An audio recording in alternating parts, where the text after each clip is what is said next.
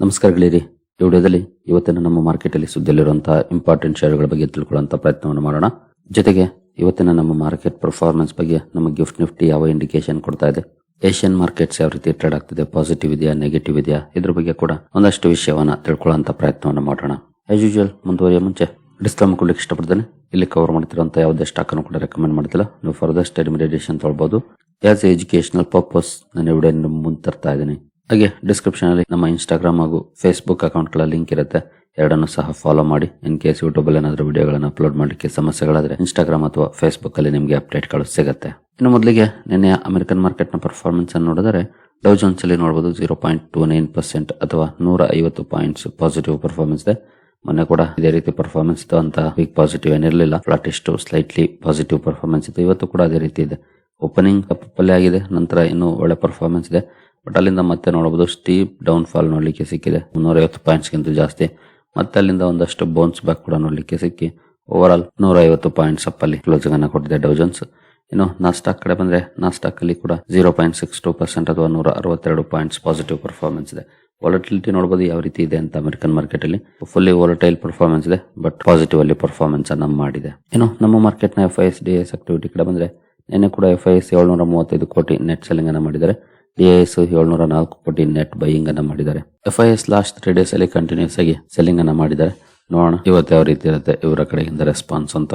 ಇನ್ನು ಸುದ್ದಿಗಳ ಕಡೆ ಬಂದ್ರೆ US launches second wave of strikes on Iran, targets military capabilities threatening Hormuz transit. Straight of Hormuz ನ ಹಡಗುಗಳ ಓಡಾಟದ ಮೇಲೆ ಎಲ್ಲಿಂದ ಅಟ್ಯಾಕ್ ಮಾಡ್ತಿದ್ದಾರೆ ಇರಾನ್ IRGC ಅಂತ ಮಿಲಿಟರಿ ಕೇಪಬಿಲಿಟೀಸ್ ಏನಿದೆ ಅದರ ಮೇಲೆ ಅಮೆರಿಕ ನಿನ್ನೆ ಅಟ್ಯಾಕ್ ಅನ್ನ ಮಾಡಿದೆ. ಇದರಿಂದ ಶಿಪ್ ಗಳ ಮೇಲೆ ಅಟ್ಯಾಕ್ ಮಾಡುವಂತ ಶಕ್ತಿ ಕಡಿಮೆ ಆಗಬಹುದು. ಯಾಕಂದ್ರೆ ಬೇಸ್ ಗಳ ಮೇಲೆ ಅಟ್ಯಾಕ್ ಮಾಡಿದ್ರೆ ಅಲ್ಲಿ ಡಿಸರಪ್ಷನ್ ಕ್ರಿಯೇಟ್ ಮಾಡಿದ್ರೆ ಚಾನ್ಸಸ್ ಅಂತೂ ಇದ್ದೇ ಇರುತ್ತೆ ಅಟ್ಯಾಕ್ ಗಳು ಕಡಿಮೆ ಆಗುವಂತದ್ದು. ನಿಲ್ಲಾಗುತ್ತೆ ಅಂತ ಅಲ್ಲ, ಬಟ್ ಕಡಿಮೆ ಆಗ್ಬೋದು. ಹಾಗಾಗಿ ಅಮೆರಿಕ ಅಂತಹ ಮಿಲಿಟರಿ ಕೇಪಬಿಲಿಟೀಸ್ ಮೇಲೆ ಅಟ್ಯಾಕ್ ಮಾಡಿರೋ ಬಗ್ಗೆ ಸುದ್ದಿಗಳು ಬರ್ತಾ ಇದೆ. ನೋಡೋಣ ಇನ್ನು ಯಾವೆಲ್ಲ ಅಪ್ಡೇಟ್ ಗಳು ಬರ್ತವೆ ಅಂತ. ಇನ್ನು ಕ್ರೂಡ್ ನ ಪರ್ಫಾರ್ಮೆನ್ಸ್ ನೋಡಿದ್ರೆ ಸದ್ಯದ ಮಟ್ಟಿಗೆ 0.45% ಪಾಸಿಟಿವ್ ಅಲ್ಲಿ ಬ್ರೆಂಟ್ ಕ್ರೂಡ್ ಟ್ರೇಡ್ ಆಗ್ತಿದೆ. ಹಾಗೆ 0.64% ಪಾಸಿಟಿವ್ ಅಲ್ಲಿ WTI ಕ್ರೂಡ್ ಟ್ರೇಡ್ ಆಗ್ತಿದೆ ಇವತ್ತು. ನೋಡೋಣ, ಏನಂತ ಬಿಗ್ ಡಿಫರೆನ್ಸ್ ಆಗಿಲ್ಲ. ಅಪ್ ಟು 0.5% ವರೆಗೂ ಪಾಸಿಟಿವ್ ಅಲ್ಲಿ ಇದಾವೆ ಎರಡು ಕಡೆ. ಮುಂದುವರೆದು ಯಾವ ರೀತಿ ಪರ್ಫಾರ್ಮೆನ್ಸ್ ಬರುತ್ತೆ ಅದರ ಮೇಲೆ ಡಿಪೆಂಡ್ ಆಗುತ್ತೆ ಮಾರ್ಕೆಟ್ ನ ಪರ್ಫಾರ್ಮೆನ್ಸ್. ಇನ್ನು ಮುಂದುವರಿಯ ಮುಂಚೆ ಡಿಸ್ಕ್ರಿಪ್ಷನ್ ಅಲ್ಲಿ ಅಕೌಂಟ್ ನ ಓಪನ್ ಮಾಡ್ಕೊಳ್ಳುವಂತ ಲಿಂಕ್ ಇರುತ್ತೆ. ಇಂಟ್ರೆಸ್ಟ್ ಇರೋರು ಅಕೌಂಟ್ ಅನ್ನು ಓಪನ್ ಮಾಡ್ಕೊಳ್ಬಹುದು. ಹೂಡಿಕೆಗೆ ಸಂಬಂಧಪಟ್ಟಂತೆ ನಿಮ್ಗೆ ಏನಾದರೂ ಸಪೋರ್ಟ್ ಬೇಕು ಅಂದ್ರೆ ಇಲ್ಲಿರುವಂತಹ ನಂಬರ್ ಗಳ ಮೂಲಕ ನಮ್ಮ ಟೀಮ್ ನ ಸಂಪರ್ಕ ಮಾಡಬಹುದು. ಬಟ್ ಸಪೋರ್ಟ್ ಸಿಗಬೇಕು ಅಂದ್ರೆ ನೀವು ನಮ್ಮ ಮೂಲಕ ಅಕೌಂಟ್ ಅನ್ನು ಓಪನ್ ಮಾಡ್ಕೊಂಡಿರ್ಬೇಕಾಗುತ್ತೆ. ಹಾಗಾಗಿ ಲಿಂಕ್ ಅನ್ನು ಬಳಸಿಕೊಂಡು ಅಕೌಂಟ್ ಅನ್ನು ಓಪನ್ ಮಾಡಿಕೊಂಡು ಸಂಪರ್ಕ ಮಾಡಬಹುದು. ಏನು ಸರ್ಕಾರ ಡೀಸೆಲ್ ಹಾಗೂ ಜೆಟ್ ಫ್ಯೂಯಲ್ ಎಕ್ಸ್ಪೋರ್ಟ್ಸ್ ನ ಮೇಲಿನ ಟ್ಯಾಕ್ಸ್ ಅನ್ನ ಜಾಸ್ತಿ ಮಾಡಿದೆ. ಇತ್ತೀಚೆಗೆ ಆಯಿಲ್ ಸಪ್ಲೈ ಮೇಲೆ ಇಂಪ್ಯಾಕ್ಟ್ ಅಂದ್ರೆ ನೆಗೆಟಿವ್ ಇಂಪ್ಯಾಕ್ಟ್ ಕಡಿಮೆ ಆದ್ಮೇಲೆ ಇಲ್ಲಿ ಕಡಿಮೆ ಮಾಡಿತ್ತು.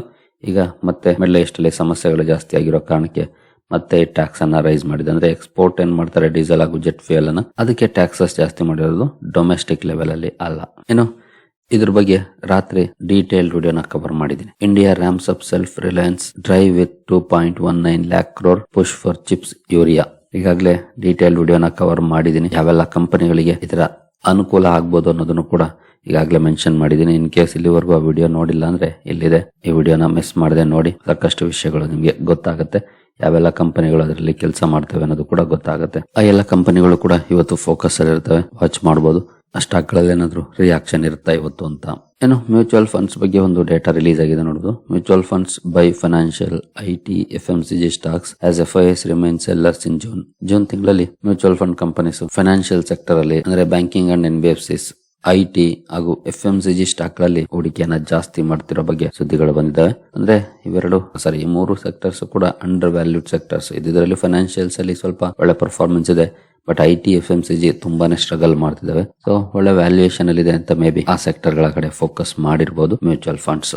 ಇನ್ನು ಗ್ರೋ ಹಾಗೂ ಏಂಜಲ್ 1 ಗೆ ಸಂಬಂಧಪಟ್ಟಂತೆ ಸುದ್ದಿ ಇದೆ ನೋಡಬಹುದು. Groww displaces Angel 1 to become the largest commodities derivatives player by value. Value ಪ್ರಕಾರ ಗ್ರೋ ಏಂಜಲ್ 1 ಅನ್ನ ಕೆಳಗಡೆ ತಳ್ಳಿ ಲಾರ್ಜೆಸ್ಟ್ ಡಿರೈವೇಟಿವ್ ಅಂದ್ರೆ ಕಮಾಡಿಟಿ ಡಿರೈವೇಟಿವ್ ಪ್ಲೇಯರ್ ಆಗಿದೆ. ಅಂದ್ರೆ ಗ್ರೋ ನಲ್ಲಿ ಹೆಚ್ಚು ಕಮಾಡಿಟೀಸ್ ಟ್ರೇಡ್ ಆಗ್ತಿದೆ. ಜೊತೆಗೆ ನಿನ್ನೆ 2 ಕಂಪನಿಗಳು ರಿಸಲ್ಟ್ ಅನ್ನು announce ಮಾಡಿದ್ದಾವೆ.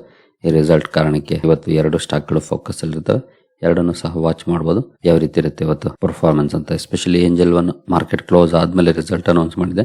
Grow during the market announce ಮಾಡಿತ್ತು. ಎರಡನ್ನು ಸಹ ವಾಚ್ ಮಾಡಿ ಯಾವ ರೀತಿ ಇರುತ್ತೆ ಪರ್ಫಾರ್ಮೆನ್ಸ್ ಇವತ್ತು ಅಂತ. ಇನ್ನು TVS ಹೋಲ್ಡಿಂಗ್ಸ್ ಸುದ್ದಿಯಲ್ಲಿ ಇರುತ್ತೆ ಇವತ್ತು. ಕಾರಣ ಇದರ ಸಬ್ಸಿಡಿಯರಿ ಮೂಲಕ ಅಂದ್ರೆ ಹೋಮ್ ಕ್ರೆಡಿಟ್ ಇಂಡಿಯಾ ಮೂಲಕ ಒಂದು ಅಕ್ವಿಸಿಷನ್ ಮಾಡಕ್ಕೆ ಹೊರಟಿದೆ ಕಂಪನಿ. ವರ್ತನ ಫೈನಾನ್ಸ್ ಅಲ್ಲಿ 100% ಸ್ಟೇಕ್ ಅನ್ನು ತಗೊಳಕ್ಕೆ ಡಿಸೈಡ್ ಮಾಡಿದೆ 967 ಕೋಟಿಗೆ. ಈ ಅಕ್ವಿಸಿಷನ್ ಕಾರಣಕ್ಕೆ ಸ್ಟಾಕ್ ಫೋಕಸ್ ಅಲ್ಲಿ ಇರುತ್ತೆ. TVS ಹೋಲ್ಡಿಂಗ್ಸ್ ಅನ್ನ ವಾಚ್ ಮಾಡಬಹುದು ಯಾವ ರೀತಿ ಇರುತ್ತೆ ಇವತ್ತು ರಿಯಾಕ್ಷನ್ ಇದಕ್ಕೆ ಅಂತ. ನಂತರ ಅದಾನಿ ಪವರ್ ಸುದ್ದಿಯಲ್ಲಿರುತ್ತೆ. ಕಾರಣ ಕಂಪನಿ 25 ವರ್ಷಗಳ ಪವರ್ ಸೇಲ್ ಅಗ್ರಿಮೆಂಟ್ ಅನ್ನ ಮಾಡ್ಕೊಂಡಿದೆ MSEDL ಜೊತೆ. 1600 ಮೆಗಾವ್ಯಾಟ್ ಪವರ್ ಸಪ್ಲೈ ಅಗ್ರಿಮೆಂಟ್ ಇದು. ಈ ಸುದ್ದಿ ಕಾರಣಕ್ಕೆ ಸ್ಟಾಕ್ ಫೋಕಸ್ ಅಲ್ಲಿರುತ್ತೆ. ಅದಾನಿ ಪವರ್ ಅನ್ನು ಕೂಡ ವಾಚ್ ಮಾಡಬಹುದು. ಇನ್ನು NTPC ಗ್ರೀನ್ ಎನರ್ಜಿ ಕೂಡ ಸುದ್ದಿಯಲ್ಲಿರುತ್ತೆ ಇವತ್ತು. ಕಾರಣ ಕಂಪನಿಯ subsidiary Ayana 50 megawatt wind power project ಅನ್ನು ಪಡ್ಕೊಂಡಿದೆ SECI ಇಂದ. ಈ ಸುದ್ದಿ ಕಾರಣಕ್ಕೆ ಸ್ಟಾಕ್ ಫೋಕಸ್ ಅಲ್ಲಿರುತ್ತೆ. NTPC ಗ್ರೀನ್ ಎನರ್ಜಿಯನ್ನು ಕೂಡ ವಾಚ್ ಮಾಡಬಹುದು ಯಾವ ರೀತಿ ಇರುತ್ತೆ ಅದಕ್ಕೆ ರಿಯಾಕ್ಷನ್ ಇವತ್ತು ಅಂತ. ನಂತರ ಟಾಟಾ ಕ್ಯಾಪಿಟಲ್ ಸುದ್ದಿಯಲ್ಲಿರುತ್ತೆ. ಕಾರಣ ಕಂಪನಿ ಇಂಟರ್ನ್ಯಾಷನಲ್ ಬಾಂಡ್ ಇಶ್ಯೂ ಮಾಡೋ ಮೂಲಕ $400 ಮಿಲಿಯನ್ ಫಂಡ್ ರೈಸ್ ಮಾಡಿದೆ. ಈ ಬಾಂಡ್ಸ್ ಇಶ್ಯೂ ಮೂಲಕ ಫಂಡ್ ರೈಸ್ ಮಾಡಿರೋ ಕಾರಣಕ್ಕೆ ಸ್ಟಾಕ್ ಫೋಕಸ್ ಅಲ್ಲಿರುತ್ತೆ. ಟಾಟಾ ಕ್ಯಾಪಿಟಲ್ ಅನ್ನು ಕೂಡ ವಾಚ್ ಮಾಡಬಹುದು ಯಾವ ರೀತಿ ಇರುತ್ತೆ ಇದಕ್ಕೆ ರಿಯಾಕ್ಷನ್ ಮಾರ್ಕೆಟ್ ಅಲ್ಲಿ ಅಂತ. ಇನ್ನು ಹೇತರ್ ಎನರ್ಜಿ ಕೂಡ ಸುದ್ದಿಯಲ್ಲಿರುತ್ತೆ. ನಿನ್ನೆ ವಿಡಿಯೋದಲ್ಲಿ ಈಗಾಗಲೇ ಹೇತರ್ ಎನರ್ಜಿ ಬಗ್ಗೆ ಸುದ್ದಿಯನ್ನ ಕವರ್ ಮಾಡಿದ್ದೆ. ಕಂಪನಿ QIP ಲಾಂಚ್ ಮಾಡೋ ಡಿಸಿಷನ್ ಅನ್ನು ತಗೊಂಡಿದೆ ಅಂತ. 1200 ಕೋಟಿ QIP. ಈ ಸುದ್ದಿ ಕಾರಣಕ್ಕೆ ಸ್ಟಾಕ್ ಫೋಕಸ್ ಅಲ್ಲಿರುತ್ತೆ. ನಿನ್ನೆ ಅಂತೂ ಒಳ್ಳೆ ಪರ್ಫಾರ್ಮೆನ್ಸ್ ಬಂತು. ನೋಡಬಹುದು ಇವತ್ತು ಯಾವ ರೀತಿ ಇರುತ್ತೆ ಇದರಲ್ಲಿ ರಿಯಾಕ್ಷನ್ ಅಂತ. ಇನ್ನು ಹೀರೋ ಮೋಟೋ ಕಾರ್ಪ್ ಕೂಡ ಸುದ್ದಿಯಲ್ಲಿರುತ್ತೆ.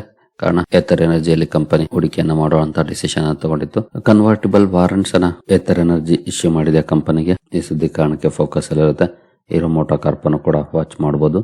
ನಂತರ ಎಂಬಸಿ ಡೆವಲಪ್ಮೆಂಟ್ ಪಾರ್ಕ್ಸ್ ಕೂಡ ಫೋಕಸ್ ಅಲ್ಲಿರುತ್ತೆ. ಕಾರಣ ಕಂಪನಿಯ ಪ್ರಮೋಟರ್ ಗ್ರೂಪ್ 1 ಕೋಟಿ ಷೇರುಗಳನ್ನ ಅನ್ಪ್ಲೆಡ್ಜ್ ಮಾಡಿದೆ. ಅಂದ್ರೆ ಪ್ಲೆಡ್ಜ್ ಮಾಡಿದ್ದನ್ನ ಅನ್ಪ್ಲೆಡ್ಜ್ ಮಾಡಿದೆ. ಒಳ್ಳೆ ಸುದ್ದಿ ಅಂತಾನೆ ಹೇಳ್ಬೋದು ಇದು. ಜೊತೆಗೆ ಜೂನ್ ಅಲ್ಲಿ ಸುಮಾರು 2 ಕೋಟಿ ಷೇರುಗಳನ್ನ ಅನ್ಪ್ಲೆಡ್ಜ್ ಮಾಡಿತ್ತು. ಈಗ ಮತ್ತೆ ಇನ್ನು 1 ಕೋಟಿ ಷೇರುಗಳನ್ನ ಅನ್ಪ್ಲೆಡ್ಜ್ ಮಾಡಿದೆ. ಈ ಸುದ್ದಿ ಕಾರಣಕ್ಕೆ ಎಂಬಸಿ ಡೆವಲಪ್ಮೆಂಟ್ಸ್ ಫೋಕಸ್ ಅಲ್ಲಿರುತ್ತೆ. ಸ್ಟಾಕ್ ಅನ್ನು ಸಹ ವಾಚ್ ಮಾಡಬಹುದು ಯಾವ ರೀತಿ ಇರುತ್ತೆ ಇದಕ್ಕೆ ರಿಯಾಕ್ಷನ್ ಮಾರ್ಕೆಟ್ ಅಲ್ಲಿ ಅಂತ. ಇನ್ನು HDFC ಬ್ಯಾಂಕ್ ಕೂಡ ಸುದ್ದಿಯಲ್ಲಿರುತ್ತೆ. ಕಾರಣ ಕಂಪನಿ ಇತ್ತೀಚೆಗೆ ರಾಜೀವ್ ಕುಮಾರ್ ಅವರನ್ನ ಪಾರ್ಟ್ ಟೈಮ್ ಚೇರ್ಮನ್ ಆಗಿ 3 ವರ್ಷಗಳ ಕಾಲಕ್ಕೆ ಅಪಾಯಿಂಟ್ಮೆಂಟ್ ಅನ್ನು ಮಾಡಿತ್ತು. ಇದಕ್ಕೆ RBI ಅಪ್ರೂವಲ್ ಅನ್ನ ಕೊಟ್ಟಿದೆ. ಈ ಸುದ್ದಿ ಕಾರಣಕ್ಕೆ HDFC ಬ್ಯಾಂಕ್ ಕೂಡ ಫೋಕಸ್ ಅಲ್ಲಿರುತ್ತೆ. ಸ್ಟಾಕ್ ಅನ್ನು ಸಹ ವಾಚ್ ಮಾಡಬಹುದು. ಇನ್ನು ನಿನ್ನೆ ರಾತ್ರಿ ವಿಡಿಯೋದಲ್ಲಿ ಹಲವು ಕಂಪನಿಗಳ ರಿಸಲ್ಟ್ಸ್ ಅನ್ನ ಕವರ್ ಮಾಡಿದ್ದೆ. ಆ ಎಲ್ಲ ಕಂಪನಿಗಳು ಇವತ್ತು ಫೋಕಸ್ ಅಲ್ಲಿರುತ್ತೆ. ಆ ಸ್ಟಾಕ್ ಗಳನ್ನು ಕೂಡ ವಾಚ್ ಮಾಡಬಹುದು. ಇನ್ ಕೇಸ್ ನೋಡಿಲ್ಲ ಅಂದ್ರೆ ನಾನು ಅವಾಗಲೇ ಕವರ್ ಮಾಡಿದ್ನಲ್ಲ ವಿಡಿಯೋ ನೋಡಿ, ಅದರಲ್ಲಿ ರಿಸಲ್ಟ್ಸ್ ಕೂಡ ಇದಾವೆ. ಇನ್ನು ಇವತ್ತು ಕೂಡ ಹಲವಾರು ಕಂಪನಿಗಳು ರಿಸಲ್ಟ್ ಅನ್ನು ಅನೌನ್ಸ್ ಮಾಡ್ತಿದ್ದೇವೆ. ನೋಡಬಹುದು 361 ಇದೆ, 5 ಪೈಸಾ ಕ್ಯಾಪಿಟಲ್ ಇದೆ, ಅಲೋಕ್ ಇಂಡಸ್ಟ್ರೀಸ್, BHEL ರಿಸಲ್ಟ್ ಇದೆ, ಬೋರೋಸೆಲ್ ರಿನ್ಯೂವಬಲ್ಸ್ ಇದೆ, ಸಿಎಟ್ ಇಂಡಿಯಾ ಇದೆ, ಸಿಎಟ್ ಲಿಮಿಟೆಡ್, DB ಕಾರ್ಪ್ ಇದೆ, GNA Axel, ಅಥವಾ ITC ಹೋಟೆಲ್ ನ ರಿಸಲ್ಟ್ ಇದೆ, ಜಿಯೋ ಫೈನಾನ್ಸ್ ನ ರಿಸಲ್ಟ್ ಇದೆ ಇವತ್ತು. ಏನೋ ನೆಲ್ಕೋ ಇದೆ, Newgen software, Onward Tech, Piramal finance ಇದೆ, PNB gilts, Polycab, South Indian Bank, SW solar, tech Mahindra result ಇದೆ. ನಂತರ ವಿವರ್ಕ್ ಇದೆ, ವಿಪ್ರೋ ರಿಸಲ್ಟ್ ಇದೆ. ಎಷ್ಟು ಕಂಪನಿಗಳ ರಿಸಲ್ಟ್ ಇದೆ? ಆಲ್ಮೋಸ್ಟ್ 40 to 50 ಕಂಪನೀಸ್ ರಿಸಲ್ಟ್ ಇದೆ. ಇವುಗಳನ್ನು ಕೂಡ ವಾಚ್ ಮಾಡಬಹುದು. ಡ್ಯೂರಿಂಗ್ ದ ಮಾರ್ಕೆಟ್ ರಿಸಲ್ಟ್ ಅನ್ನು ಅನೌನ್ಸ್ ಮಾಡಿದ್ರೆ ಇಮಿಡಿಯೇಟ್ಲಿ ರಿಯಾಕ್ಷನ್ ಕೂಡ ಬರುವಂತ ಚಾನ್ಸಸ್ ಇರುತ್ತೆ. ಹಾಗಾಗಿ ಈ ಎಲ್ಲ ಸ್ಟಾಕ್ ಗಳನ್ನು ಕೂಡ ವಾಚ್ ಮಾಡಬಹುದು ಯಾವ ರೀತಿ ಇರುತ್ತೆ ಇವತ್ತು ಪರ್ಫಾರ್ಮೆನ್ಸ್ ಅಂತ. ಇನ್ನು ಪ್ರೈಮರಿ ಮಾರ್ಕೆಟ್ ಕಡೆ ಬಂದ್ರೆ ಲೇಸರ್ ಪವರ್ ಅಂಡ್ ಇನ್ಫ್ರಾ IPOದ ಲಿಸ್ಟಿಂಗ್ ಇರುತ್ತೆ ಇವತ್ತು. ಗ್ರೇ ಮಾರ್ಕೆಟ್ ಪ್ರೀಮಿಯಂ ನೋಡಬಹುದು 18-19% ಇದೆ. ಡಿಸೆಂಟ್ ಪ್ರೀಮಿಯಂ ಇದೆ, ವಾಚ್ ಮಾಡಬಹುದು ಎಷ್ಟಕ್ಕೆ ಲಿಸ್ಟ್ ಆಗುತ್ತೆ ಇವತ್ತು ಲೇಸರ್ ಪವರ್ ಇನ್ಫ್ರಾ ಅಂತ. ಇನ್ನು SBI ಫಂಡ್ಸ್ ಮ್ಯಾನೇಜ್ಮೆಂಟ್ IPOದ ಸಬ್ಸ್ಕ್ರಿಪ್ಷನ್ ಗೆ ಇವತ್ತು ಲಾಸ್ಟ್ ಡೇ ಆಗಿರುತ್ತೆ. ಪ್ರೀಮಿಯಂ 16% ಇದೆ ಸದ್ಯದ ಮಟ್ಟಿಗೆ. ಇಂಟ್ರೆಸ್ಟ್ ಇರೋರು ಸ್ಟಡಿ ಮಾಡಬಹುದು ಕಂಪನಿಯನ್ನ. ಏನು ಆಲ್ಪೈನ್ ಟೆಕ್ಸ್ ವರ್ಲ್ಡ್ ಕೂಡ ಇವತ್ತು ಲಾಸ್ಟ್ ಡೇ ಆಗಿರುತ್ತೆ ಸಬ್ಸ್ಕ್ರಿಪ್ಷನ್ ಗೆ. ಪ್ರೀಮಿಯಂ ನೋಡಬಹುದು 4.76% ಇದೆ. ಅಂದ್ರೆ ನಿಯರ್ಲಿ 5% ಪ್ರೀಮಿಯಂ ನೋಡ್ಲಿಕ್ಕೆ ಕಾಣ್ತಾ ಇದೆ. ಏನಂತ ಎಕ್ಸೈಟಿಂಗ್ ಪ್ರೀಮಿಯಂ ಅಂತೂ ಇಲ್ಲ ಆಲ್ಪೈನ್ ಟೆಕ್ಸ್ ವರ್ಲ್ಡ್ ಅಲ್ಲಿ. ಏನು ಗ್ಲೋಬಲ್ ಮಾರ್ಕೆಟ್ ಕಡೆ ಬಂದ್ರೆ ಡೌ ಜೋನ್ಸ್ ಫ್ಯೂಚರ್ಸ್ ಅಲ್ಲಿ 42 ಪಾಯಿಂಟ್ಸ್ 0.08% ನೆಗೆಟಿವ್ ಪರ್ಫಾರ್ಮೆನ್ಸ್ ನೋಡ್ಲಿಕ್ಕೆ ಸಿಗ್ತಾ ಇದೆ. ಇನ್ನು ಗಿಫ್ಟ್ ನಿಫ್ಟಿಯಲ್ಲಿ 35 ಪಾಯಿಂಟ್ಸ್ 0.15% ಪಾಸಿಟಿವ್ ಪರ್ಫಾರ್ಮೆನ್ಸ್ ಇದೆ. ಬಟ್ ಶಾಕಿಂಗ್ ಏನಂದ್ರೆ ನಿಕ್ಕೈ ಪರ್ಫಾರ್ಮೆನ್ಸ್ ನಿಯರ್ಲಿ 3% ಡೌನ್ ಇದೆ. ನಿಕ್ಕೈ ಸ್ಟ್ರೈಟ್ ಟೈಮ್ಸ್ ಕೂಡ ಡೌನ್ ಇದೆ. ಹ್ಯಾಂಗ್ಸೆಂಗ್ 1% ಗಿಂತ ಜಾಸ್ತಿ ಪಾಸಿಟಿವ್ ಅಲ್ಲಿ ಟ್ರೇಡ್ ಆಗ್ತಿದೆ. ತೈವಾನ್ ವೆಯ್ಟೆಡ್ 1% ಗಿಂತ ಜಾಸ್ತಿ ಡೌನ್ ಇದೆ. ಕೋಸ್ಪಿ ಅಂತೂ ನಿಯರ್ಲಿ 7% ಡೌನ್ ಇದೆ. ಇನ್ನು ಶಾಂಘೈ ಕಂಪೋಸಿಟ್ ಕೂಡ ಡೌನ್ ಇದೆ. ಅಂದ್ರೆ ಏಷ್ಯನ್ ಮಾರ್ಕೆಟ್ಗಳು ನೆಗೆಟಿವ್ ಇಂಡಿಕೇಶನ್ ಕೊಡ್ತಿದ್ದಾವೆ. ಬಟ್ ಗಿಫ್ಟ್ ನಿಫ್ಟಿಯಲ್ಲಿ ಸ್ವಲ್ಪ ಪಾಸಿಟಿವ್ ಪರ್ಫಾರ್ಮೆನ್ಸ್ ನೋಡ್ಲಿಕ್ಕೆ ಸಿಗ್ತಾ ಇದೆ. ಸೊ ನೋಡೋಣ ಕ್ಯೂಸ್ ಮಿಕ್ಸ್ಡ್ ಇದೆ ಯಾವ ರೀತಿ ಇರುತ್ತೆ ನಮ್ಮ ಮಾರ್ಕೆಟ್ ನ ಪರ್ಫಾರ್ಮೆನ್ಸ್ ಅಂತ. ಮೇ ಬಿ ಓಪನಿಂಗ್ ಫ್ಲಾಟ್ ಅಥವಾ ರೈಟ್ಲಿ ಪಾಸಿಟಿವ್ ಅಥವಾ ನೆಗೆಟಿವ್ ಅಲ್ಲಿ ಆಗ್ಬಹುದು. ಬಟ್ ಆ ನಂತರ ಪರ್ಫಾರ್ಮೆನ್ಸ್ ಯಾವ ರೀತಿ ಬರುತ್ತೆ ಅದು ಬಹಳ ಇಂಪಾರ್ಟೆಂಟ್ ಆಗುತ್ತೆ. ಬಟ್ ಯಾವುದು ದೊಡ್ಡ ನೆಗೆಟಿವ್ ಸುದ್ದಿ ಇಲ್ಲ, ಎಲ್ಲ ಇರುವಂತವೇ. ಈಗಾಗಲೇ ಹೊಸದಾಗಿ ಏನು ಯಾವುದು ನೆಗೆಟಿವ್ ಸುದ್ದಿ ಬಂದಿಲ್ಲ. ಕೆಲವು ಸೆಕ್ಟರ್ಸ್ ಅಂತೂ ಸರ್ಕಾರನೇ ಪಾಸಿಟಿವ್ ಸುದ್ದಿಯನ್ನೇ ಕೊಟ್ಟಿದೆ. So let's hope for the best. ಏನು ಕ್ರೂಡ್ ಪರ್ಫಾರ್ಮೆನ್ಸ್ ನಾವು ಈಗಾಗಲೇ ನೋಡಿದ್ವಿ 0.41% ಅಪ್ ಅಲ್ಲಿ ಟ್ರೇಡ್ ಆಗ್ತಿದೆ. ಗೋಲ್ಡ್ 1% ಡೌನ್ ಅಲ್ಲಿ ಟ್ರೇಡ್ ಆಗ್ತಿದೆ. INR ನಿನ್ನೆ ಸ್ವಲ್ಪ ವೀಕ್ ಆಗಿತ್ತು. ಇವತ್ತು ಕೂಡ ವಾಚ್ ಮಾಡಬಹುದು ಯಾವ ರೀತಿ ಇರುತ್ತೆ ಇದರ ಪರ್ಫಾರ್ಮೆನ್ಸ್ ಅಂತ. ಸರಿಗಳಿರಿ, ಈ ಎಲ್ಲ ಅಪ್ಡೇಟ್ಸ್ ನಿಮಗೆ ಇಷ್ಟ ಆಗಿದೆ ಅನ್ಕೊಳ್ತೀನಿ. ಹಾಗೆ ಡಿಸ್ಕ್ರಿಪ್ಷನ್ ಅಲ್ಲಿ ಅಕೌಂಟ್ ಓಪನ್ ಮಾಡ್ಕೊಳ್ಳುವಂತ ಲಿಂಕ್ ಇದೆ. ಇಂಟ್ರೆಸ್ಟ್ ಇರೋರು ಅಕೌಂಟ್ ಅನ್ನು ಓಪನ್ ಮಾಡ್ಕೊಳ್ಬಹುದು. ಮುಂದಿನ ವಿಡಿಯೋದಲ್ಲಿ ಸಿಗೋಣ. ಅಲ್ಲಿವರೆಗೂ ಜೈ ಹಿಂದ್, ಜೈ ಕರ್ನಾಟಕ.